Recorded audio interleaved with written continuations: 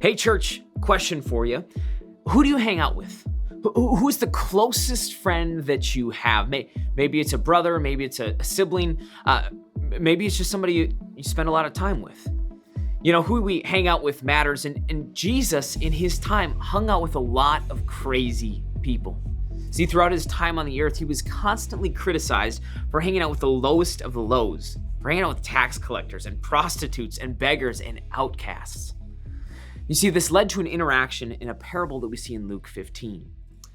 Now, the tax collectors and the sinners are all gathering around to hear Jesus. And as they do, a Pharisee or a teacher of the law is sitting there. We see this in verse 2. But the Pharisees and the teachers of the law muttered, "This man welcomes sinners and he eats with them." Of course, Jesus, because he's Jesus, overhears this and he responds with this parable. He says this: suppose one of you has 100 sheep and loses one of them. Doesn't he leave the 99 in the open country to go after the lost sheep until he finds it? And when he finds it, he joyfully puts it on his shoulders and he carries it home.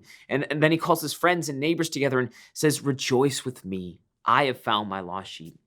Verse 7 says this: "I tell you that in the same way, there will be more rejoicing in heaven over one sinner who repents than over 99 religious, righteous people who do not need to repent." A couple things I need you to see. The first is this: Jesus leaves the 99. Why? Because Jesus is inclusive to whoever repents. See, Jesus isn't just the social club that we get to have on a Sunday morning and then leave. Jesus is for every single person who's ever lived, who's ever walked the face of the earth. Our call as followers of Jesus is to show the world that kind of Jesus. And the second thing I need you to see is this truth right here: that heaven rejoices when people follow Jesus. Heaven gets extremely excited when the broken, when the lost, when the hurting follow Jesus. There's this old statement that I absolutely love, and what it says is this: it says that,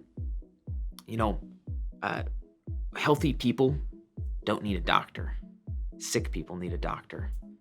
Jesus is that doctor for us, and our call is to bring unhealthy people to Jesus. This has been the Daily Dose. We'll catch you guys tomorrow.